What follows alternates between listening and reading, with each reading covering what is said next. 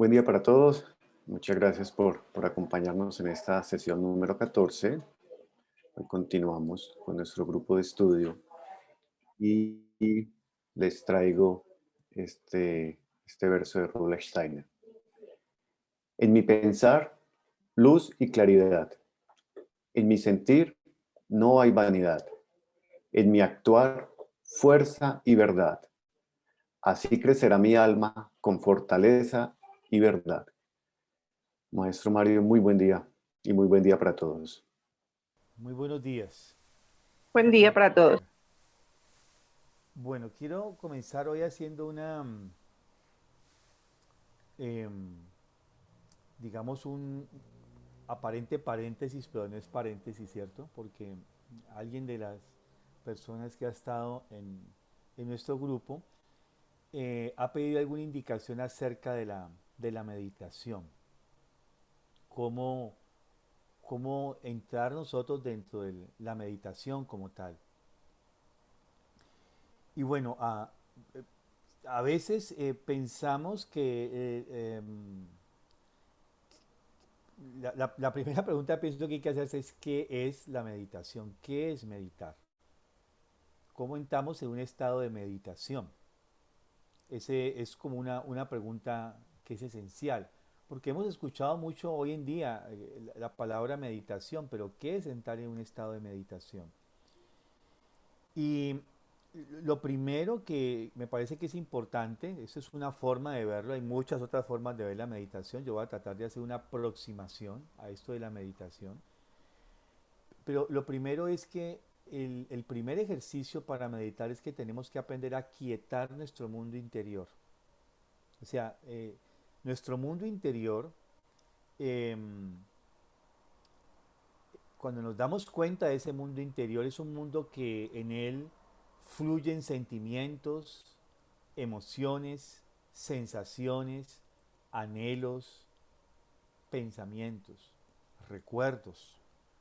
O sea, todo eso se mueve en nuestro mundo interior. En la medida en que nosotros entramos dentro de ese ámbito interno de nuestra alma, comenzamos a encontrarnos con este cúmulo de, digamos, de fuerzas anímicas que fluyen de voluntad, del sentimiento o del pensamiento. Entonces, un primer ejercicio para uno comenzar a meditar es aprender a aquietarse, se dice, aquietarse internamente. Y lo mejor para eso es buscar un sitio tranquilo, relajado, que no haya mucha luz, que no haya muchas cosas, lo más austero posible. Y vamos a comenzar a tratar de aquietarnos y a entrar en nuestra interioridad. Y vamos a darnos cuenta de que vamos a ver que va fluyendo todo esto. Hoy en día las personas modernas le tienen mucho miedo a ese espacio interior. Em, Hay personas que se ayudan para lograr realmente esta quietud. Entonces vienen ejercicios, por ejemplo, de la respiración. Aprender nuevamente a tener una respiración armónica. Inhalar profundamente, sostener la respiración allí un tanto, luego exhalar todo el aire. A veces no exhalamos completo. Nuestra época cultural nos enseñaba a inhalar, casi que es esto. No hay que poder realmente exhalar completamente todo el aire, retenemos sin aire y luego es un ritmo, ¿no? Y es individual. Siempre hay un peligro cuando queremos dirigir la respiración del otro. Y cuando yo quiero dirigir la respiración del otro, yo estoy entrando a manipular lo que es propio de la respiración del otro. Y el ritmo cardiorrespiratorio es único, así como la huella dactilar es única, el ritmo respiratorio, cardiorrespiratorio, es único. Y él lo adquirimos alrededor de los 9 años y medio, eh, alrededor del segundo septenio de vida, en lo que llamamos el Rubicón. Ahí el corazón, pulmón maduran y hay otros procesos también cognitivos como comienzan a aparecer lo que van a ser la base de las operaciones lógico-formales, pero en el sentir, en la parte cardiorrespiratoria, hay esta maduración que permite que uno adquiera su propio ritmo a partir de allí. Antes uno está en el ámbito de la respiración del hogar. Y hablando de lo que hablábamos hace 8 días de la estructuración del carácter, cuando hablábamos del caminar, del hablar y del pensar como base fundamental de nuestra estructura humana, todo esto de cómo se respira en el ambiente de la familia, le damos realmente, em, le damos lugar justamente a que depende cómo nosotros respiramos, le estamos dando lugar a cómo es el ritmo cardiorrespiratorio de nuestros hijos. Entonces podemos estar haciendo una configuración de su sistema cardiorrespiratorio o ansioso o muy tranquilo. O sea, hay muchas cosas que si comenzamos a mirar, tenemos un impacto realmente mucho más de lo que nosotros creemos en, eh, en nosotros, más de lo que nosotros realmente, eh, digamos, concebimos o sucede, digamos, ese impacto hacia los otros. Entonces, en la respiración, cuando nosotros respiramos, estamos logrando realmente entrar dentro de nosotros mismos. Ese es el primer aspecto. Es poder realmente entrar dentro de esa naturaleza interna, es aquietarnos. Pero cuando nos aquietamos, viene todo eso de que, ese barullo le llamo yo, esa bulla de los pensamientos, los recuerdos, las impresiones sensoriales que hemos tenido, sentimientos, emociones, anhelos. O sea, es un bullicio. Estamos, cuando uno se logra aquietar, realmente lo primero que entramos es en una discoteca. Haga de cuenta que uno entra en una discoteca, eso todo el mundo ahí aprendido, gritando, ¿sí? Bailando. Es, o sea, normalmente, a menos que uno ya ha hecho un trabajo interior, entonces va a encontrar otra cosa. Ese es el primer aspecto, encontrarse y aprender a disminuir realmente esto, este ruido interior. Y creo que ahí ya cuando uno comienza a ejercitarse a meditar, ese es un ejercicio fundamental. No me importa, no estamos hablando de una meditación de tipo de qué, porque hay muchas formas de meditar, ¿no? Digamos que cada corriente cultural y espiritual tiene formas de ejercitarse la meditación. Yo estoy hablando de los aspectos generales de la meditación para no entrar en la rosacruciana o en esta de otra o en la budista o en la zen o qué sé yo, ¿sí? ¿No? Eh, lo que es general a todas, lo que llega a ser común a la meditación en sí misma. Eh, entonces, ese es un primer aspecto, aprender a quietarnos, aprender a hacer que nuestro, no solamente nuestro cuerpo, lo ideal sería que estemos tranquilos, relajados, posiblemente sentados, acostados, que uno puede quedar dormido, no es muy bueno, ¿sí? Entonces es mejor uno sentado, relajado en un sitio que es tranquilo. Nos podemos ayudar, es lo que iba a mencionar ahora, nos podemos ayudar quizás con música, si la música me ayuda a tranquilizarme, puedo ayudarme con música, o quizás con una vela, enciendo una vela y la llama, el contemplar la llama me ayuda también a entrar en tranquilidad. Una imagen puede ser, cualquier imagen que me ayude, una Madonna, una imagen del Cristo, eh, la contemplación quizás de un atardecer, amanecer, con lo que yo más me identifique, que me puede tranquilizar. Hay algunos que miran un punto, por ejemplo, en algunas comunidades espirituales tienen un punto o una luz, un bombillito rojo que le colocan un huequito para que la luz salga. Hay muchas formas. Otros colocan olores, ¿sí? Se ayudan con incienso. Ojalá incienso no dulce. Eso sí hago esa recomendación porque el incienso dulce nos adormece. Tiene que ser un poco agridulce realmente. Eh, es importante porque eso despierta más. Tenemos que atravesar el umbral. Porque ¿para qué medita uno? Para atravesar el umbral. O sea, para encontrarnos inicialmente con ese mundo etérico, posteriormente astral y después espiritual. O sea que la meditación tiene ¿cómo llamarle? Unos grados es como un camino en el que uno entra y hay grados en los que uno avanza, puede llegar más lejos o menos lejos. Es como la mirada. Puedo llegar aquí, allí o más allá. Entonces, ¿hasta dónde nuestra mirada, cuando entramos en ese mundo interior, que el primer mundo interior es mi alma y a partir de ahí entro en ese mundo espiritual, no está afuera, el mundo espiritual está aquí mismo, ¿sí? Dentro de mí mismo. En qué medida yo penetro en ese mundo espiritual va a depender de mi entrenamiento y de mi ejercitación.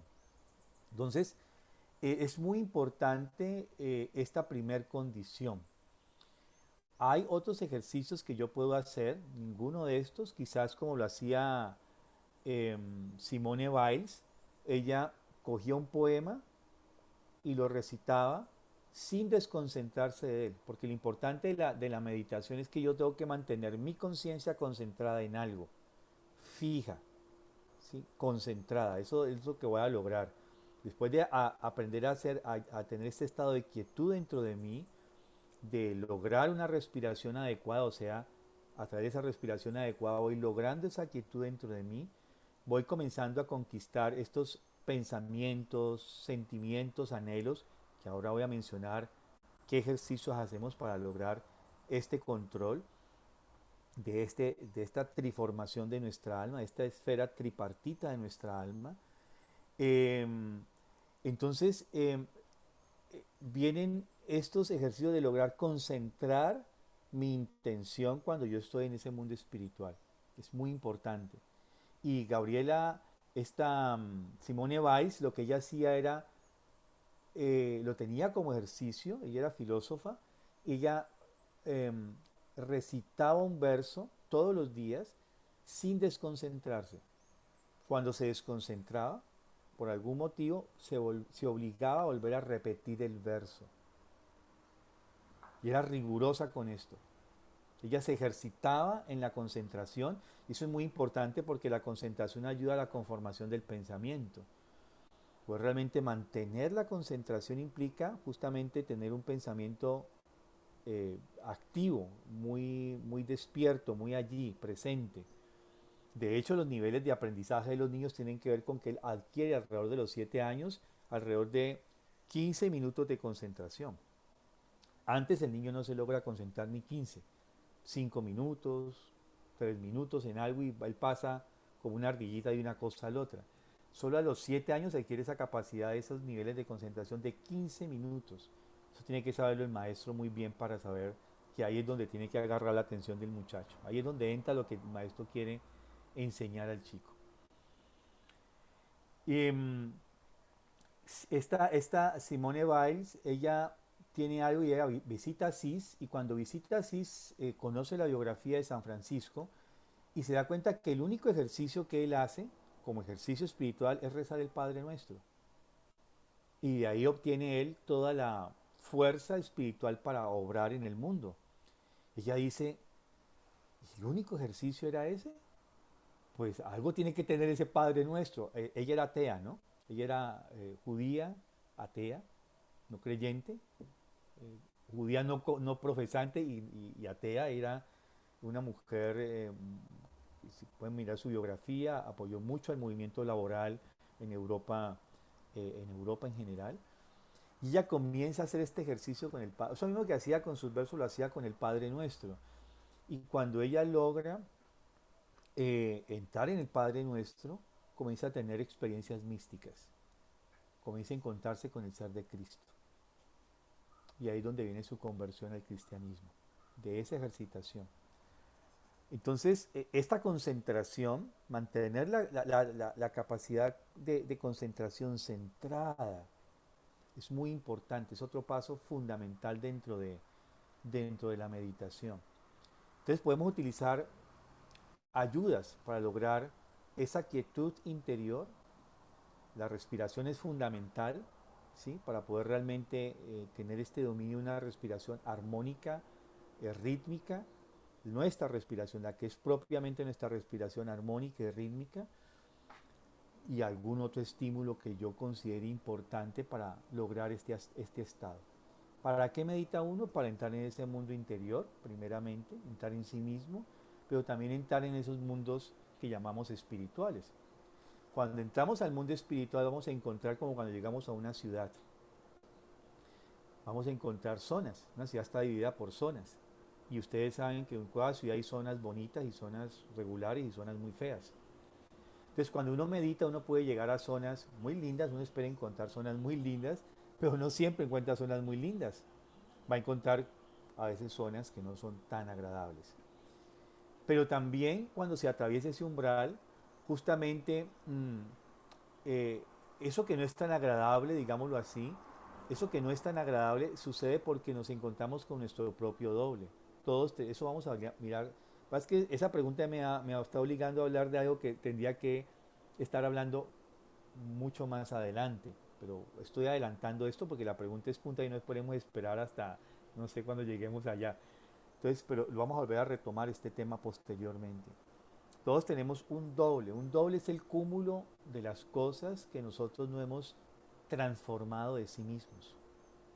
Todos tenemos aspectos eh, de nuestro cuerpo eh, etérico, vital, de nuestra constitución anímica o de nuestra fortaleza interior que no hemos trabajado, que no hemos transformado.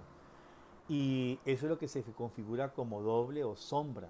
Jung habló de la sombra, Steiner habló del doble. Ambos por diferentes caminos llegan a este hallazgo de que tenemos esta sombra. De hecho, en los cuentos de hadas, cuando se habla del ogro, cuando se habla de la bruja, es la representación del doble del héroe, es decir, el antihéroe. Todos tenemos un héroe y un antihéroe en nosotros mismos. Y ustedes miran los cuentos de hadas, la lucha del héroe o la heroína es vencer al antihéroe. Y cuando vence el antihéroe, vienen las bodas. ¿Y qué son las bodas? La comunión entre el espíritu y el alma. Y el doble no es más, o sea, el antihéroe no es más que nuestro doble. Entonces todos tenemos que identificar ese doble, porque por eso venimos hablando de la autoeducación en estos días. Por eso digo, es un paréntesis entre comillas, porque no es un paréntesis, es una pregunta que da lugar a quizás abrir el abanico de una mayor explicación. Justamente la autoeducación de lo que venimos hablando en las últimas semanas tiene que ver con justamente ese aspecto de poder transformarnos en lo que todavía debemos pulirnos. Todos los seres humanos tenemos muchas cosas que pulir por nuestra propia biografía o porque también heredamos aspectos del comportamiento, ya vimos eso, heredamos a través de este gen, eh, de este genoma X, heredamos rasgos comportamentales. Entonces yo puedo tener ciertos rasgos que no son propiamente míos, sino son lo que heredo. Y también ahí tendríamos que entrar a transformar ciertas cosas. Por ejemplo, uno puede heredar una tendencia a enfermarse y uno descubre que si yo trabajo de esta manera internamente o cambio estos hábitos alimenticios o cambio estas costumbres, inmediatamente esa predisposición a enfermar se disminuye significativamente. Em, entonces cuando entramos a ese mundo espiritual, con esos niveles o capas que uno va entrando en ese mundo espiritual, ahí vamos a encontrar no solamente lo primero es nuestro doble, que tenemos que estar preparados porque Él nos va a confrontar, Él nos va a mostrar justamente lo que todavía nosotros no hemos perfeccionado de sí mismos. Y el doble va a ser, ¿cómo decirlo?, tan horroroso como horrorosas son nuestras imperfecciones. Él nos muestra lo que realmente nosotros somos y nos obliga a devolvernos. Todavía no estás preparado. ¿Por qué es importante prepararse? Porque cuando entramos al ámbito espiritual, ahí no solamente vamos a encontrar angelitos lindos, ahí vamos a encontrar los adversarios que se oponen a la evolución del ser humano. Y es aquí donde Steiner nos dice los Nebenübungen, los ejercicios colaterales, que también se traduce hacia el español, y son estos ejercicios que acompañan el proceso de la meditación. Y yo siempre le digo que son los ejercicios fundamentales. Ese es el nombre que yo les doy a los Nebenübungen, o ejercicios colaterales. Porque para mí es mucho más, para mí, para Mario, eso no es una verdad absoluta, es la forma como yo lo veo. Para mí es más importante un ejercitarse en esos ejercicios que en la propia meditación. No quiero decir con eso de que no haya que meditar. hago esa claridad, ¿no? ¿Por qué para mí son tan importantes? Porque si vemos esos 6 ejercicios que Steiner nos deja como ejercicios colaterales, llamémosle así en español, es lo que más se aproxima, porque es colateral al lado de, no como, siempre que la palabra colateral tiene siempre la connotación de daño colateral, ¿no? Tenemos mucho esa representación, pero colateral es que va al lado de algo, ¿sí? Acompaña a algo y eso acompaña a la meditación y justamente él habla del ejercicio del pensamiento, de cómo fortalecer esta capacidad de concentración y en este ejercicio hay muchos libros de antropólogos que nos dicen cómo podemos realmente, del mismo Steiner, cómo desarrollar la capacidad de pensamiento, de concentración del pensamiento, ejercicios de aprender inclusive que el pensamiento deje de ser tan cuadriculado, sino que sea mucho más, eh, eh, es decir, tenga una mayor perspectiva el pensamiento. Y hay unos ejercicios muy concretos en esto del desarrollo del pensamiento. Por ejemplo, el dibujo de formas es una ejercitación que ayuda no solamente en el sentido de equilibrar el sentir, sino también la estructura del pensamiento, toda la geometría proyectiva ayuda, el tejido, hay muchas cosas que se hacen que pueden ayudar a esta concentración, ejercitación del pensamiento, hasta tomar figuras geométricas y jugar mentalmente con ellas, hacer formas. Luego viene la ejercitación del control del sentimiento, que para mí uno de los ejercicios, como les decía hace varios días, más importantes de nuestra época, en una época que nos lleva justamente a la polaridad a través de las emociones. Entonces, el ejercitarnos en el control del sentimiento es muy importante, es fundamental, poder mantener nuestro sentir en equilibrio, no en ese mar en torbellino de aquí para allá que nos jalona de un lado para el otro y, y nos lleva a esto de la polaridad, justamente el punto medio, el punto central. Aprender a no desbordarnos en las emociones o intensificar las emociones, que las exteriorizamos totalmente, o reprimirnos y, y, y digamos, eh, apabullarnos internamente, que son las dos tendencias que podemos nosotros en un momento determinado tener en las emociones. Es decir, o grito de hilaridad y, ¿no? O caigo en la profunda tristeza. ¿Cómo aprendo a templar mis emociones? No a reprimirlas, porque nuestra cultura nos ha hecho, nos ha acostumbrado realmente a, a reprimir las emociones. Lo que tenemos que enseñar no es a reprimir las emociones, sino a encauzarlas adecuadamente. Todas las emociones son importantes. Sentir alegría es fundamental. Sentir tristeza también es algo natural. Sentir ira también es algo natural. O miedo. Hablemos de estas 4 emociones básicas. Luego ellas se pueden diversificar y tener mucho más, digamos, un abanico más amplio de emociones. Pero ¿cómo logramos nosotros templar las emociones? ¿Cómo no dejamos que ella, como el barquito en alta mar en medio de una tormenta, nos jalona de un lado para el otro?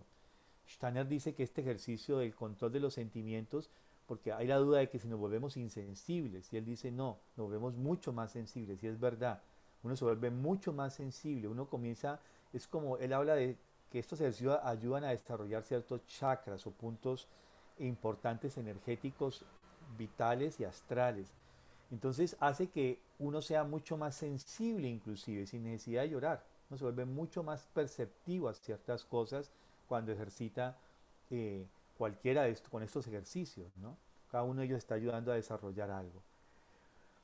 El otro ejercicio es el positivismo también, que yo he dicho es un ejercicio también muy importante para nuestra época, porque por doquier que uno mira es negativismo, negativismo, negativismo, una melancolía, una cosa donde no hay esperanza de nada.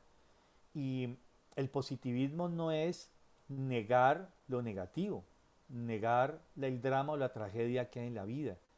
No, es ver qué de luz puede emanar de eso negativo, de ese drama, de esa tragedia de la vida misma.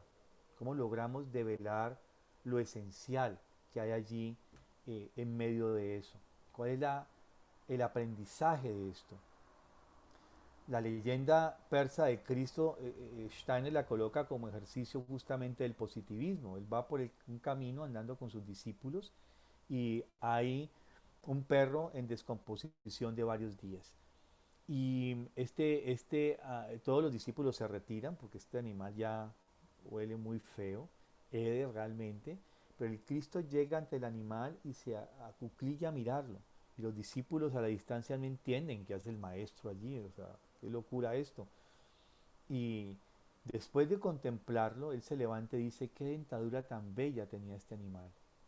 ¿Sí? Entonces, ¿cómo logramos ver en medio del caos lo positivo? Luego viene otro ejercicio muy importante. Todos estos ejercicios colaterales son muy importantes. La ejercitación de la voluntad. ¿Cómo fortalecemos la voluntad? Todos decimos, sí, pues es que yo tengo voluntad porque todos los días me levanto tempranito, porque tengo que ir a trabajar, porque tengo que ir a trabajar. O sea, siempre hacemos cosas porque hay algo que afuera nos obliga a ello. Y por eso los ejercicios de la voluntad son tan aparentemente tontos. Steiner no nos da un gran ejercicio que vaya al gimnasio y levante no sé cuántos 100 kilos. No. Dice usted a las 12 del día, decide, por ejemplo, que se cambia el anillo de esta mano y se la coloca en el otro y lo tiene 5 minutos. A los 5 minutos vuelve y se lo quita del dedo que se lo colocó y se lo coloca donde está. A las 12 del día usted golpea la mesa 3 veces. ¿Sí? Y dice, sencillo, sosténgalo 4 semanas. ¿Sí? Entonces, esos ejercicios de la voluntad realmente fortalecen profundamente la voluntad. Entonces, cada uno de estos ejercicios colaterales son muy importantes porque ayudan realmente a este fortalecimiento de nuestra constitución anímica, de nuestra conciencia, para cuando atravesemos el umbral tengamos la fortaleza de poder mantenernos allí y tener la concentración, la entereza anímica y la fortaleza de nuestra voluntad para permanecer allí en este mundo porque ahí vamos a ser zarandeados. Entonces, bueno, es una introducción muy general de la meditación. Eh, eh, Mario, sí. ¿qué lectura podemos recomendar o dónde se pueden buscar, pues, pueden leer acerca de de estos ejercicios? Voy a... hay un libro,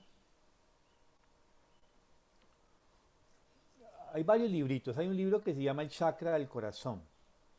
¿Sí? Es un antropósofo, está traducido al español, fue traducido aquí inclusive en Cali, su traducción se hizo aquí por una persona que fue padre del colegio, miembro de la sociedad antroposófica, eh, dedicado y se dio algunas a la tarea de hacer esa traducción del inglés. Él maneja muy bien el inglés y lo tradujo y tiene una muy buena traducción, yo diría que excelente. Y en este libro, este investigador, que se me olvidó ahora el nombre de él, él relaciona la relación de los chakras en la concepción hinduista antigua con la concepción que habla Steiner de cómo estos 6 ejercicios colaterales nos ayudan a desarrollar cada uno de los chakras y hay ejercicios de euritmia, de forma, de dibujo de formas que uno podría ejercitarse. Yo creo que es un libro de los más completos que hay en español en ese sentido. Hay una traducción que yo tengo no oficial de también de un antropósofo que fue director de la sección pedagógica del Goetheanum, que también nos da algunos ejercicios. Yo voy a escanearlo y se lo hacemos llegar a través de Oscar para que también ahí nos da algunos ejercicios y nos explica un poquito de lo que son estos ejercicios colaterales. Mi sugerencia personal es, frente a esta primera ejercitación de la meditación, como la describí, es importante que se trabaje estos ejercicios colaterales y no meramente entrar de una manera plena y llena en la meditación si no nos desarrollamos en estos ejercicios colaterales porque, porque vamos a tener dificultades. ¿Sí? Es justamente, yo diría casi que hacer los ejercicios colaterales es una forma meditante ya en sí misma. Y casi que pues, sin darnos cuenta vamos a estar meditando. Cuando menos pensemos vamos a estar meditando. Por ejemplo, la fenomenología que tanto desarrollamos en las escuelas Waldorf, aprender a observar y describir. Es una forma de meditación. Observo la planta todos los días 5 minutos, describo, no veo más y describo. O una obra de arte. Contemplo la obra de arte 5 minutos, quito la vista y ahora trato de imaginar y describir. Son ejercicios, ahí estamos haciendo ejercicios de meditación. Y lo digo porque miren que hay una universidad, no recuerdo ese nombre porque es una universidad en Estados Unidos que tiene facultad de medicina, y ellos se dieron cuenta de que sus médicos estaban muy mal eh, formados, estaban saliendo muy mal formados y eran muy malos en el diagnóstico, pésimos. Y eso es un fracaso, si un médico no sabe diagnosticar, imaginen ustedes, ¿no? Es terrible, o sea, esa es la base de la medicina. Entonces ellos se dieron al estudio de qué podían hacer para mejorar esta capacidad diagnóstica que el médico tenía que tener. Y descubrieron que era la contemplación de obras de arte. Entonces ellos en los primeros semestres había unas asignaturas que era contemplar una obra de arte durante un tiempo, no volverla a ver, la quitaban de su vista y ahora describa qué vio. Y este ejercicio en esta universidad sostenido durante mucho tiempo conllevó a que estos médicos mejoraron la capacidad diagnóstica, porque tiene que ver con esto que yo decía ahora al rato, la capacidad de observar con atención. Y cuando uno observa con atención, el mundo le habla de otra forma. O sea, es increíble, es como si el, el mundo te habla, el mundo te muestra cosas, el mundo te devela sus misterios. Y ese es un primer aspecto, mantener la capacidad de atención concentrada cuando medito. Anschauenden Urteilskraft, le llama Steiner. Eso no tiene una traducción literal en alemán, porque es una palabra muy complicada, es una palabra hecha de varias, pero es como Anschauenden es, schauen es mirar, anschauen es mirar detenidamente lo que está al lado, o sea, anschauen es una mirada con mucha concentración. Entonces es contemplati eh, fuerza contemplativa, es así en el mirar. Algo así es traducido como literalmente, ¿no? Es complicado, es muy complicado traducirlo inclusive. Entonces uno podría decir es como la capacidad de desarrollar una fuerza interior a través de la observación de tal manera que se convierta en una meditación en sí misma. Esa sería la traducción así al español, sí, digamos, como la intención de lo que quiere decir la palabra que Steiner menciona. Hay una pregunta en el chat que se quedó hace un ratito. Preguntan, ¿en esta respiración profunda le damos cabida de alguna forma a que el espíritu ingrese a nosotros? Eh, yo diría le damos cabida a percibir que el espíritu vive dentro de nosotros. ¿Se acuerdan que venimos con esa pregunta de qué es alma y qué es espíritu? Esa es una manera justamente de poder yo percibir lo vital, lo físico. Cuando uno entra en un proceso de meditación, uno comienza primero a identificar su cuerpo, luego las fuerzas vitales, luego lo astral. Y ahí vamos a percibir, de pronto se nos manifiesta nuestra verdadera esencia espiritual. Entonces es dar lugar justamente a que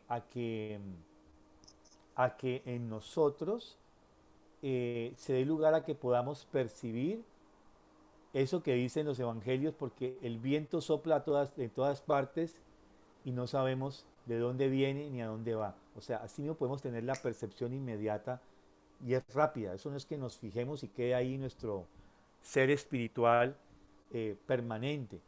Pero también podemos dar lugar a que podemos percibir este otro mundo eh, de seres espirituales. Podemos contemplar quizás a nuestro ángel, podemos quizás percibir a nuestro ángel guardián, a un difunto. Es decir, damos lugar a la percepción de ese mundo espiritual que, que acontece dentro de mí. Por eso yo siempre digo, el más allá no es más allá, el más allá es acá. Es muy acá, es más cerca de lo que creemos. Siempre pensamos que el mundo espiritual y miramos para las estrellas y sí, allá está el mundo espiritual obrando. Pero el mundo espiritual está más cerca de nosotros que lo que nosotros hoy en día concebimos. Y justamente en esa ejercitación de la meditación vamos lugar a percibir que ese mundo espiritual eh, se manifiesta dentro de nosotros, ¿sí? Dicen también que el guardián se parece al lobo de los cuentos de hadas, se disfraza de muchas maneras para engullirnos, incluso se puede disfrazar de inocente corderito, ¿sí? El lobo es una representación del doble, es una representación también del mal, depende del cuento de hadas, pero el lobo es esa parte también oscura de nosotros. Y este doble puede, justamente en el mundo espiritual, lo malo no se manifiesta como malo, se puede manifestar como muy bello. De hecho, de eso tiene esa intención cuando el lobo se disfraza, ¿no? Hay cuentos de hadas que dice que el lobo llega disfrazado de cordero. Justamente eh, lo manifiestan los cuentos de hadas y también el Fausto habla de cómo el diablo Mefistófeles justamente se camufla sus patas, ¿no? Porque por ahí se le puede descubrir, pero ya dice que tiene un prótesis en el Fausto, ¿no? Entonces el diablo también va evolucionando, entonces nos puede tener, nos puede también engañar de otras formas, no es un diablo tonto como se cree, ¿no? Sí, es experimentar la unidad. Em, bueno, sí, Eva pregunta, lo pregunto porque en muchas ocasiones, por ejemplo, ante un problema que nos agobie, el respirar profundo, además de de calmarnos, debe ser, nos trae en muchas ocasiones la solución. Es como si al hacerlo nos abriéramos a escuchar. Sí, justamente es esto.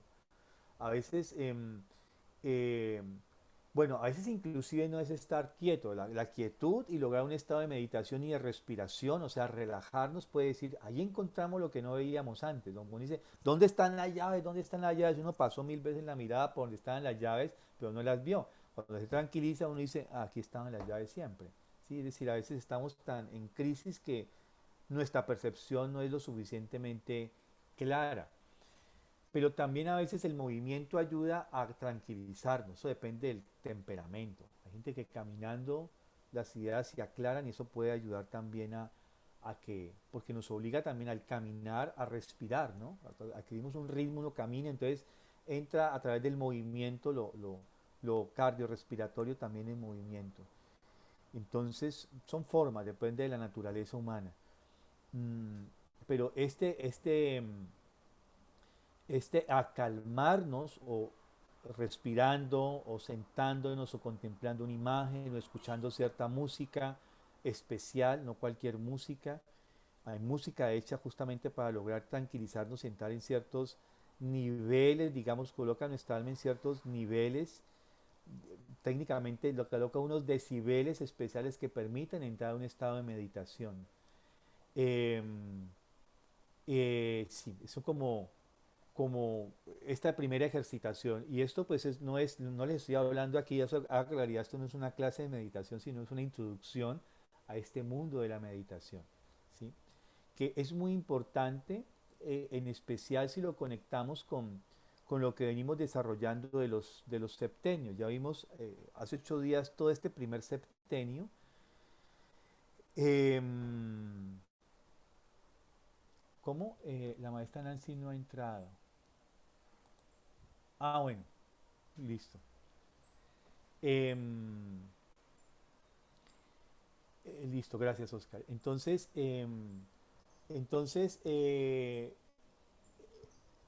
en este primer septenio vimos cómo en estos 3 primeros años de vida se estructura las bases de nuestra humanidad.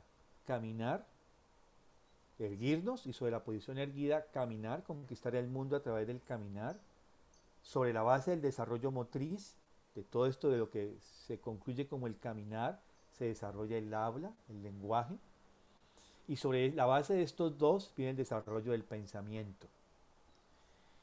Y en esos 3 primeros años el niño ha aprendido a desarrollar esto, justamente desde la percepción de su entorno, de las personas que viven en torno a él. Steiner le llama esto la imitación. Los neurólogos hoy en día le llaman neuronas espejo, o sea, ya le dan un nombre técnico. Steiner siempre decía, estas cosas serán descubiertas por la ciencia más adelante. Y lo que en la antroposofía y en la pedagogía Waldorf se conoce como imitación, eso científicamente lo conocemos como neuronas espejo. Quiere decir que nosotros, y los psicólogos le llaman también aprendizaje vicario. Yo observo, me represento lo que observo y lo reproduzco. Yo puedo sufrir un trauma no porque lo haya vivido directamente, sino porque observé una situación de trauma y yo me traumaticé. Por esto de las neuronas espejo o el aprendizaje vicario. ¿Sí? Hoy en día andan unos videos en las redes donde, donde cogen un perrito de felpa, por ejemplo, es uno que vi, y el amo, pues el dueño del perrito, tiene un perrito de verdad, está allí, el perrito no quiere comer, como los perritos se vuelven necios como nosotros, ellos también imitan nuestras formas de ser, entonces no quiere comer el perrito, entonces el amo coge el perrito de felpa y le dice, come, entonces no come, entonces da con el palo, y el perrito inmediatamente come. Sí, eso lo hace un animalito y también lo he visto con personas. Tiene que ver con esto, eso se llama aprendizaje vicario justamente. No necesitamos vivirlo directamente, sino indirectamente, y uno agarra. Gracias a eso nos podemos diversificar en el aprendizaje. No tenemos que pasar por el ensayo del error todas las personas. Eso es una ley también de la evolución.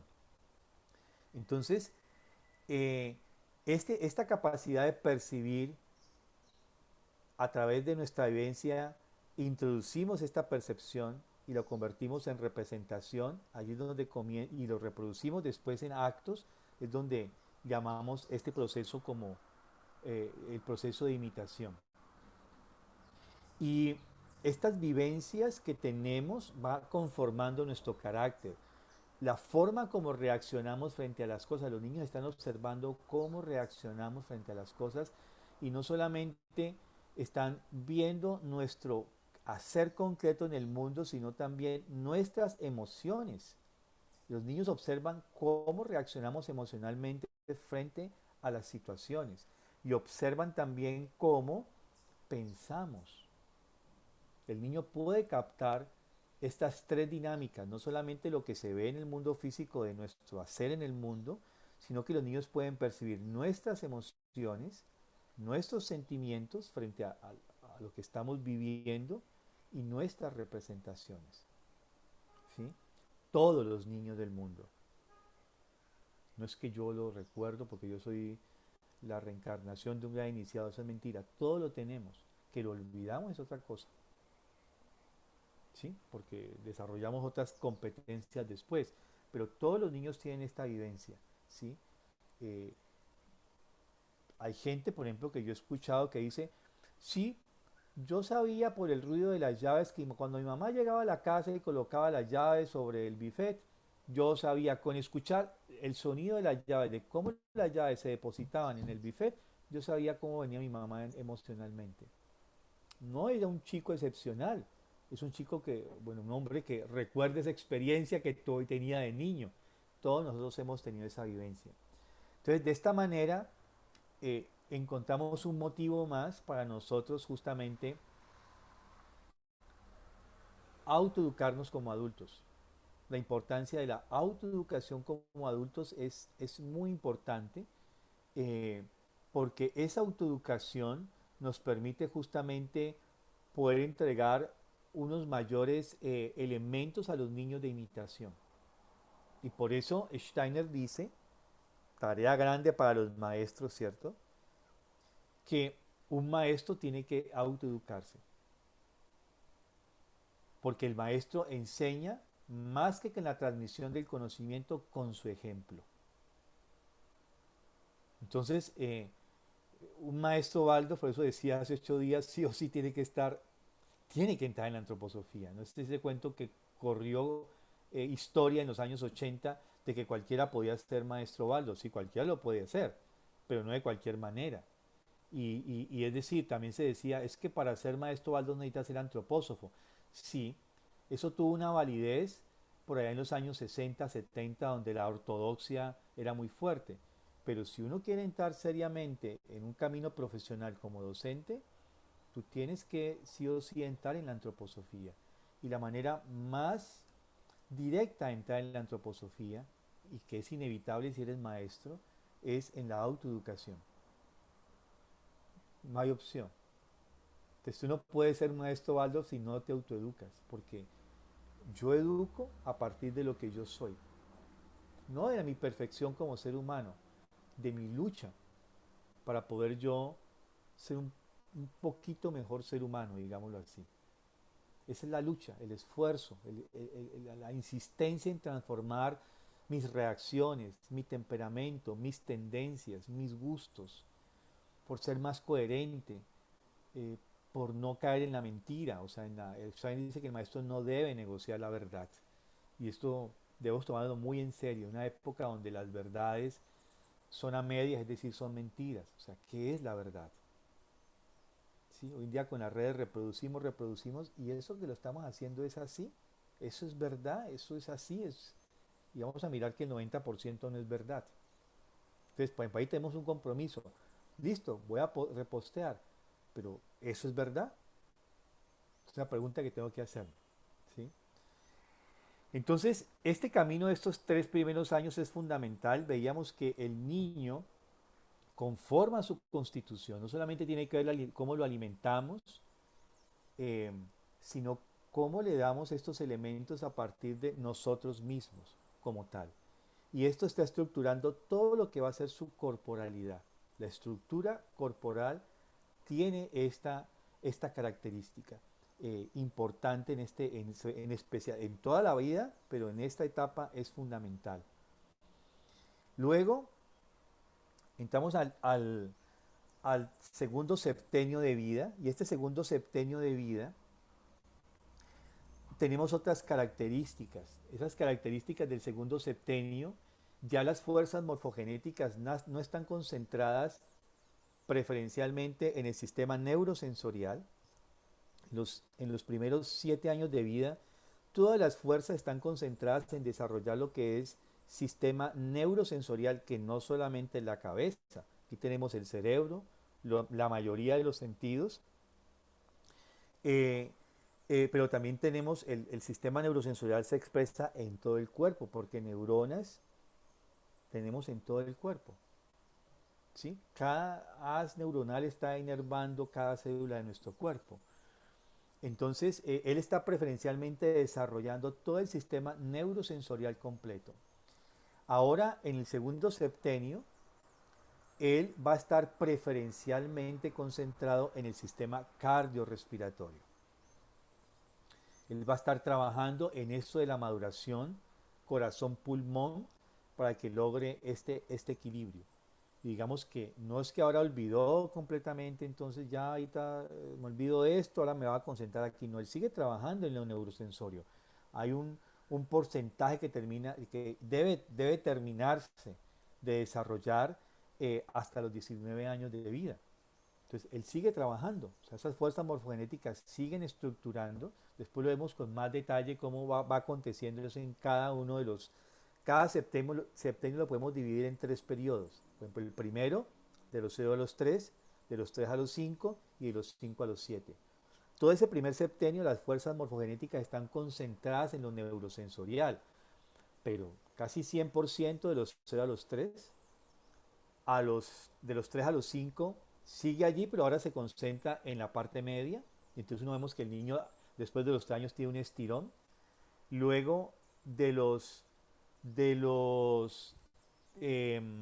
5 a los 7 es en lo metabólico motor. Y así ese ciclo se va repitiendo. Ahora va a estar más concentrado en lo cardiorrespiratorio, pero además se va a concentrar en, en los otros, en lo metabólico motor a su debido momento y en lo neurosensorial. Él sigue trabajando en los 3 sistemas, pero preferencialmente aquí.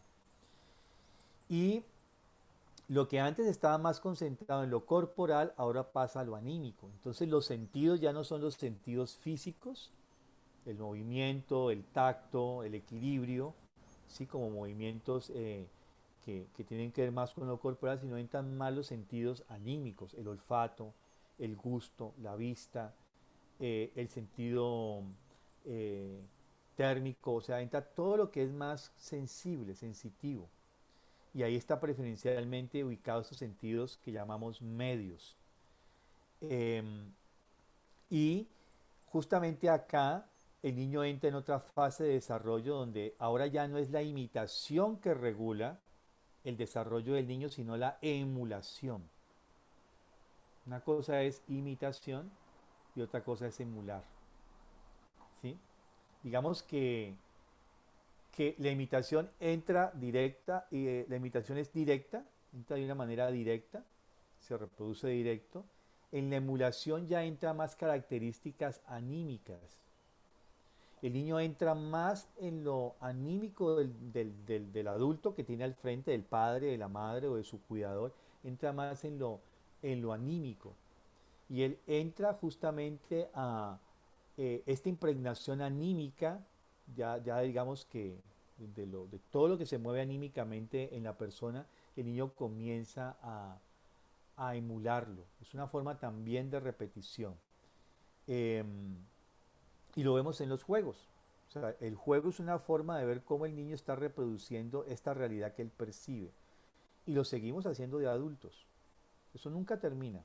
O sea, no es que ya somos adultos y ya no ni imitamos, simulamos, lo estamos haciendo. De hecho, cuando nosotros aprendemos una segunda lengua, por ejemplo, vamos a tener el, el, el acento del sitio donde lo aprendimos, de las personas, o del sitio donde lo aprendimos, o si la persona viene, si yo aprendo español, por ejemplo, y lo aprendo con alguien chileno, mi acento va a ser chileno. Si lo aprendo con un español, mi acento va a ser español.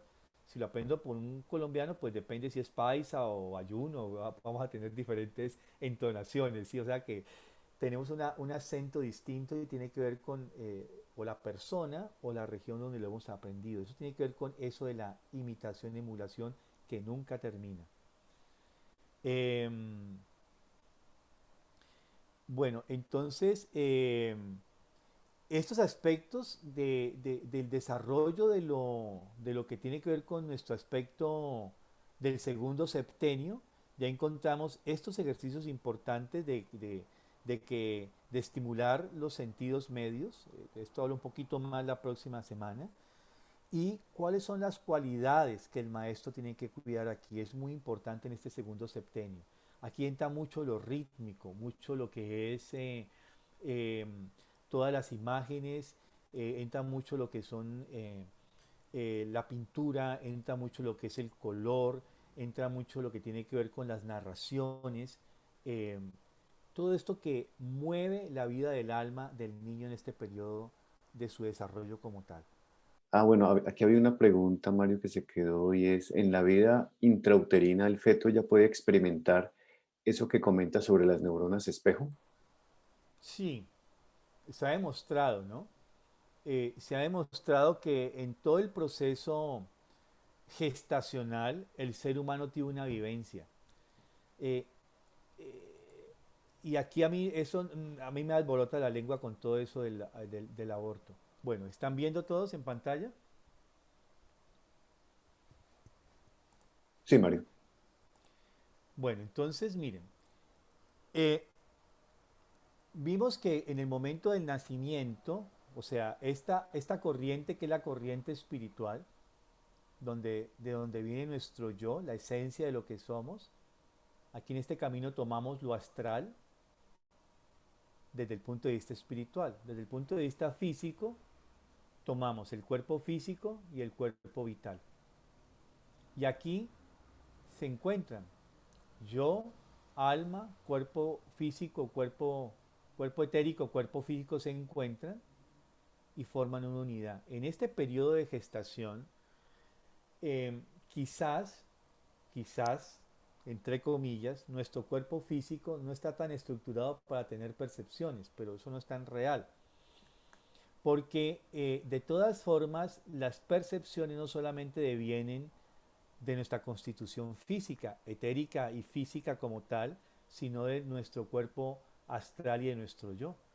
Entonces, ese ser humano que se está gestando tiene vivencias en esta etapa de la gestación. Y su cuerpo, en formación, capta estas representaciones. O sea, esto ha sido demostrado por la psicología en especial, por la psiquiatría, cuando uno trabaja en especial con personas en este periodo, traumas que vienen de este periodo embrional.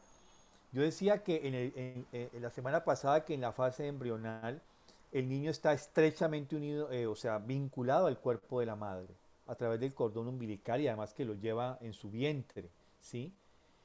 Pero el niño también percibe, el ser humano, cuando digo el niño, es el niño con mayúscula, ¿cierto? El ser humano en gestación percibe lo que hay a su alrededor, puede percibir los sentimientos y los pensamientos de las personas que rodean a la madre. Si un niño, por ejemplo, en estado de gestación es rechazado por el entorno, él percibe esto.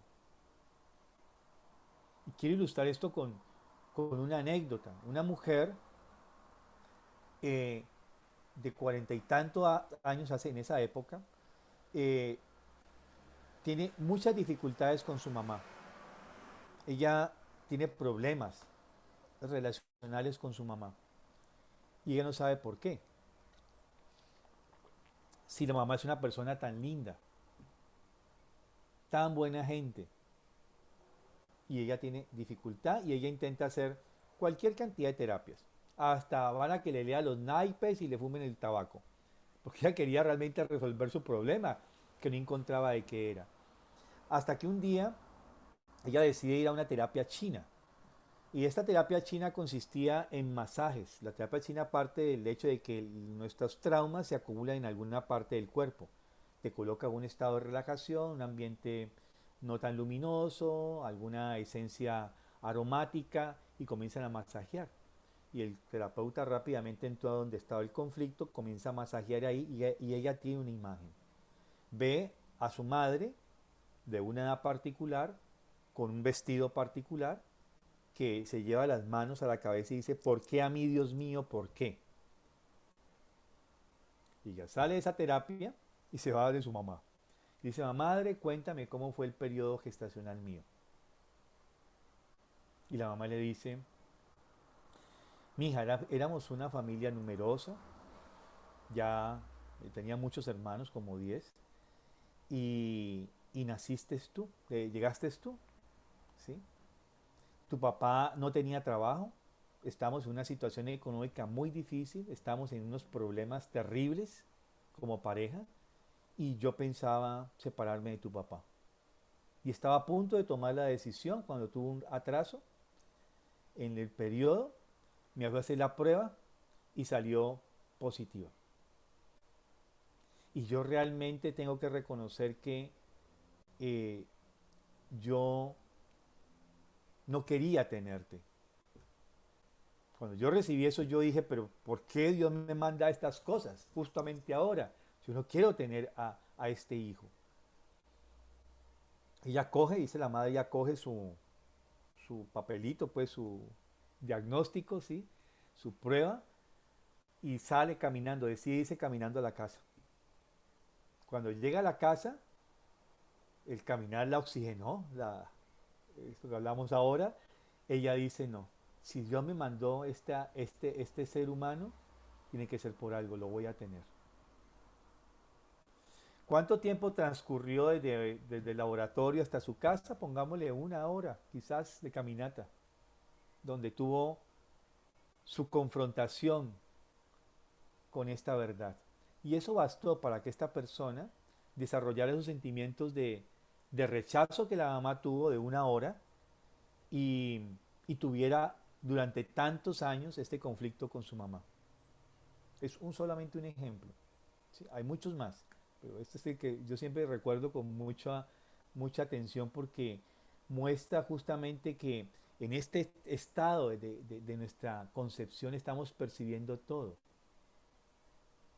Todo lo percibimos, no solo lo que pasa dentro del cuerpo de la madre por razones obvias, fisiológicas, sino que el niño percibe todo lo que hay a su alrededor, todo. La forma como la madre piensa, como la madre siente, cómo la madre se siente en su entorno, que la madre piensa de su entorno, capta los pensamientos del padre, capta los pensamientos de los abuelitos, de todo lo que hay alrededor. ¿Sí? Y eso, pues con los procesos de hipnosis se ha dado mucha cuenta de esos procesos que acontecen en el periodo gestacional. Por eso cuando se determina que la vida, científicamente la vida comienza entre comillas, ¿no? A las 12 semanas de gestación. Por eso normalmente los abortos los hacen hasta la 12ª semana, ¿sí? En sentido técnico. Eh, pero hay muchas anécdotas que cuentan experiencias de chicos que quisieron ser abortados y cuentan, porque lo han recordado a través de ejercicios que se puede hacer espirituales, anímicos y espirituales, recuerdan las experiencias. ¿De dónde lo sacaron si no lo sabían? Si nunca se les contó.